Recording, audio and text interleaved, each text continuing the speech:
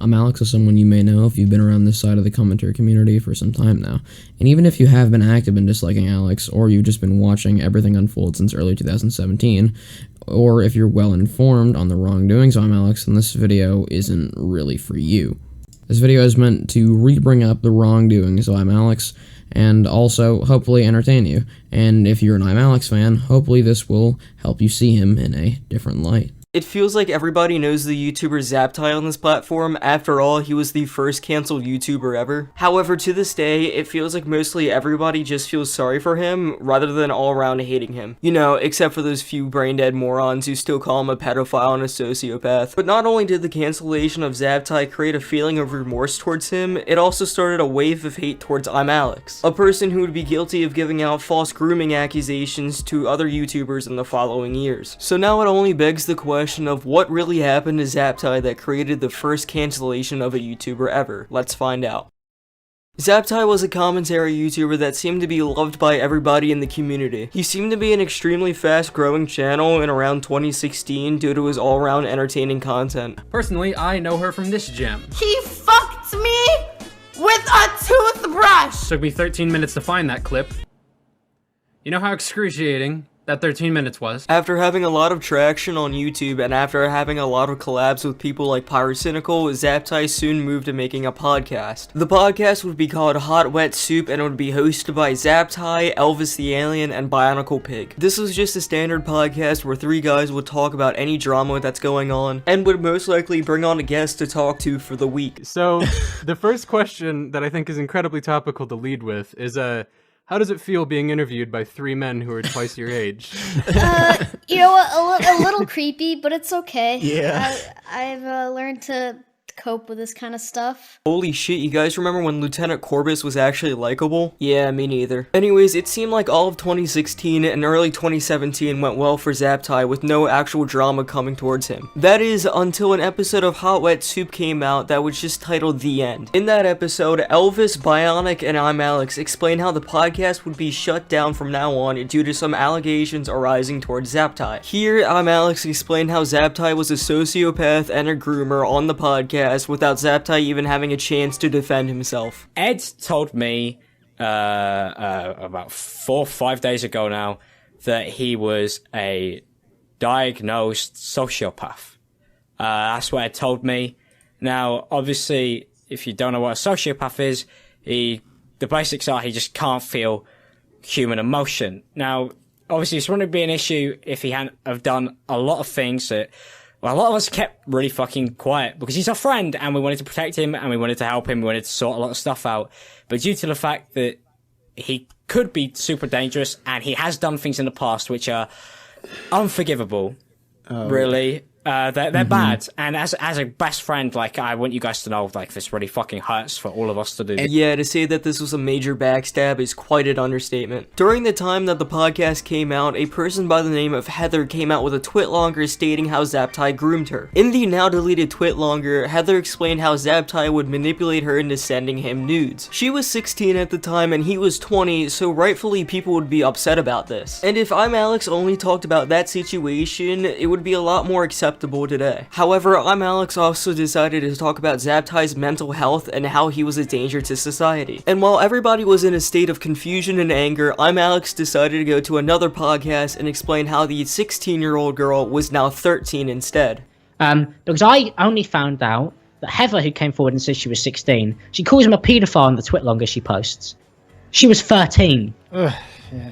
Things were looking even worse every day for Zaptai, with him being called a sociopath and now a pedophile. The hate wagon against Zaptai was being expanded exponentially, with what seems to be Imallexx taking the charge. People loved Imallexx for taking charge against Zaptai and supported him constantly. That is, until Zaptai finally made a response about this. In his response, Zaptai explained how he was never diagnosed as a sociopath, but was just talking about his mental health towards Imallexx. Naturally, allegations like this will take a toll on somebody's mental health, and because of this, Zaptai suffered through severe depression. Alex naturally just took what Zaptai said in private conversations and exaggerated it by 100%. And for the grooming situation, Heather clearly lied about her age, saying that she told Zaptai that she was 16 or 17 at the time. And the conversations that these two had were just her leading him on by saying sexual things. The only images that were sent were just by her, and nothing was actual nudes. This was all just a case of catfishing by Heather, who directly caused the end of Zaptai's career. Even if she was 16 or 17, the age of consent in her state was 16 at the time, so nothing he did was actually illegal. However, the damage was already done, and Zaptai called it quits by stating that he will no longer upload on his channel anymore. After the response was made, people were extremely upset at Imallexx for exaggerating the truth and not making an apology. Imallexx has not apologized for what he's done, but instead put the blame on other YouTubers and multiple videos. I get harassed by like everybody else, a bunch of girls and people to basically do something about it, right? Every DM, every day, every hour. Ed this, Ed that, Ed's your best friend. When are you going to tell these people? When are you going to tell that people? Then somebody called me up and basically said, I know Ed is this, I know Ed's done this, I know you know. So I'm like put in this situation where I'm like, are you fucking forcing me to say something? Honestly, I feel really bad that somebody like Zaptai had to go through this whole situation. What Heather and Imallexx did to Zaptai is fucking awful, and I fear that we may never see Zaptai on this platform again. But with this, the saga of Zaptai ended with him only coming back to YouTube once for an interview with Nicholas Diorio. I thank you guys for watching this video, and I'll see you guys whenever I feel like it, to be honest. Just call me angel of the morning. Hello, my name is Slug the Sicko. I'm on Liam's video because, you know, he forced me to. He put a gun to my head and said, "You're gonna do this fucking video, or I'm gonna fucking kill you and your fucking family." Imallexx is one of the most biggest retards in the commentary community. He spits lies and never does his research. For instance, the James Charles situation, Imallexx blatantly said James was a predator and preying on straight people, just agreeing what everybody said on Twitter. And of course, Imallexx got backlash. He made an apology video while that video of him slandering James was still up and had over 1 million views by that point. Then he goes on to say that these people exposing James don't have any research or look anything up. But my issue is the fact that this notes page app that details an incredibly detailed experience about James Charles sexually assaulting somebody's friend in high school is completely fabricated. But due to the fact that everybody else is looking to destroy James for stuff that isn't even necessarily true, with no proof, evidence, or facts to even back it up. Is this nigga serious? Kinda ironic. But you know, people on the internet don't lie, right? They don't come up with random stories they just think out of their asshole, right? Like, who would do that? Who would lie on the internet? But for real though, don't believe what people say on the internet unless you have facts, unless you have stuff to back it up. But anyways, yeah, fuck you, Liam. I'm gonna go fuck your mother now. Okay, this next bit is going to be a little bit of a sensitive topic that has to deal with sexual assault, and if you aren't okay with that, and that makes you uncomfortable, then without any hesitation, you are allowed to skip forward. Some longtime viewers of Alex may know the various controversies that he's gotten into, but most recently, and most importantly, the Slazzo situation. In the situation, our main Reddit guy, Slazzo, was accused of being a sexual predator by his ex-girlfriend. The majority of the DMs that his ex posted were taken out of context, and were private DMs that Slazzo definitely did not want to be leaked. Slazzo later released his response video in which he explained how the majority of these messages were taken out of context. I suggest you all go watch the re-upload of his video. But wait, there's more. Shortly after this video, even more DMs were leaked of various commentators trying to set up false allegations towards Slazzo. As you can see by his messages, various YouTubers were trying to set up something to ruin Slazzo for a long time now. I do think it goes without saying how fucked this situation was, and of course making up false allegations about someone is always a terrible thing to do. Even after these messages were leaked, he doubles down, and he defends himself, instead of just simply admitting that he was wrong. Imallexx, being the slippery fuck he is, actually acknowledged Michael's response publicly. He says that he wants to make it brief, but then spends 2 minutes saying basically nothing. Michael's video has come out where he's debunked some of the things that were put in there. Here, he also brushes over the fact that she lied as if it's a minor detail. How could you possibly side with someone who damaged a man's reputation and literally literally slandered him over a relationship that he had when he was 16 years old. I don't think he's innocent at all.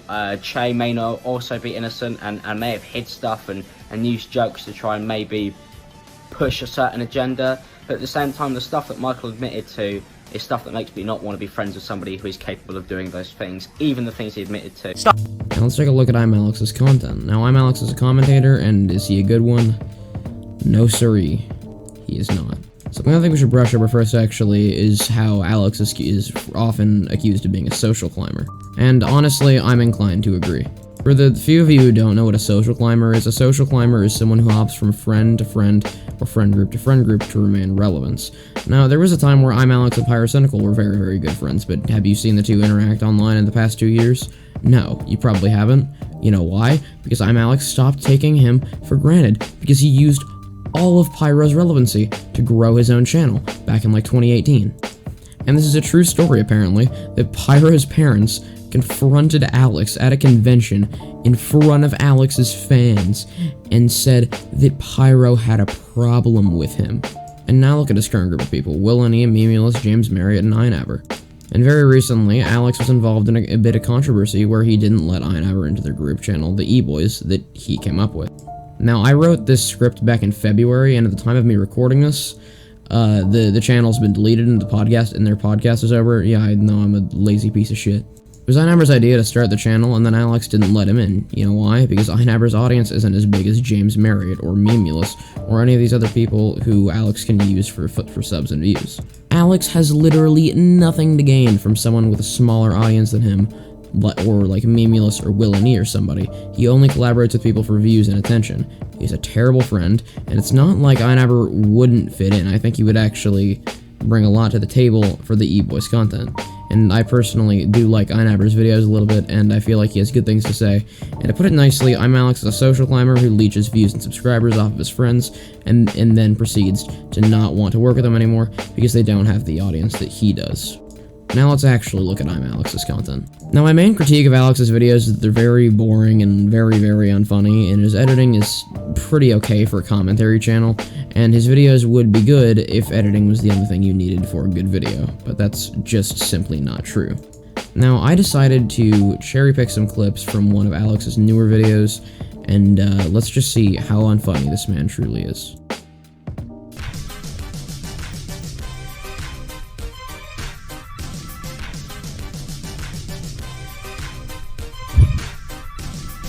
Hello everyone, I'm Alex and welcome back to another video. You guys have seen, but there's been a lot of stuff going on that's TikTok related recently to do with the Hype House and various other houses. And one of the impending problems that we're going to be having on social media, which also affects me and you, and not just rich white kids with their shirts off. And that's the fact that we're going to lose the whole app. So yeah, I know, like, Lopez is going to be gone, no grabbing on his crotch. Has to be censored because he likes to claim videos. Thanks for that, Tony. But we're also going to lose Frog TikTok and alternative TikTok at 3 o'clock in the morning without those. Look at other things. Who would be American watching TikTok would be banned, which means they wouldn't be able to watch my content because they'd be dead, which is not what I'm advocating for. Maybe a small nuke. Just the size of the White House. Listening in, going, oh Alex, what's your opinion? Yeah, we know you're a verified user on our app, but yeah, no, we're not going to nuke them. No, we're not going to nuke them. Right now, TikTok's banned. No, they aren't. TikTok's banned. Alright, they're not. Can you just do that bit where you're going to, like, shout out that brand you recorded last week so we can actually get paid this month? And for some, start with 4 seconds in, and he's basically said, hi, I'm going to abuse you domestically. Like Chris Brown the rapper. Nothing. Okay, this looks mental. There just seems to be loads of people in this house all the time just fighting, and then there's some poor bugger with a camera who has to go around trying to shoot the whole thing. Oh, fuck.